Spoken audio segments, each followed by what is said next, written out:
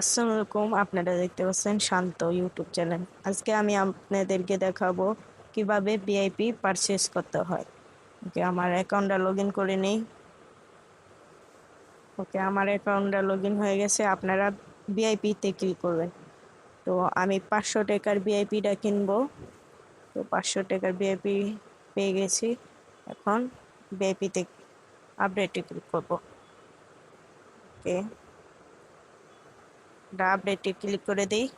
তো আমরা আপডেটে ক্লিক করে দিলাম। এখন আমরা বিকাশে ক্লিক করব। আমরা যেহেতু বিকাশ দিয়ে পাঠাবো, নাম্বারটা কপি করে নিই। ওকে, আপনারাও নাম্বারটা কপি করে নেবেন। ওকে, আমরা বিকাশে চলে যাই। আমরা বিকাশে চলে এসেছি। আমি এখন সেল মানিতে ক্লিক করলাম।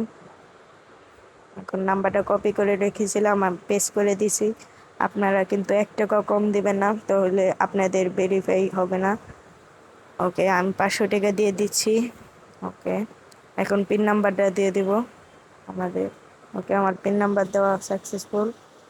ওকে, আপনারা উপরে দেখতে পাচ্ছেন ট্রানজ্যাকশন আইডি, এখানে ক্লিক করবেন। কপি করে নিয়েছি আমি তো জায়গা। ওকে, আমি এখানে নিচে দেব ট্রানজ্যাকশন আইডি আর উপরে বিকাশ নাম্বার, যে নাম্বার থেকে পাঠাইছেন টাকা।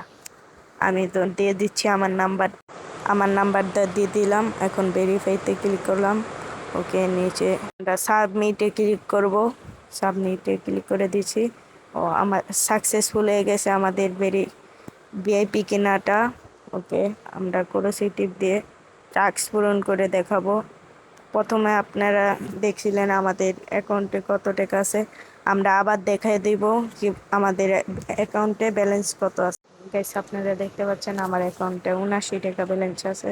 আপনারা খেয়াল করেন, 79 টাকা ব্যালেন্স। গাইস, আপনাদের সাথে টাস্ক পূরণ করার পর দেখা করছি।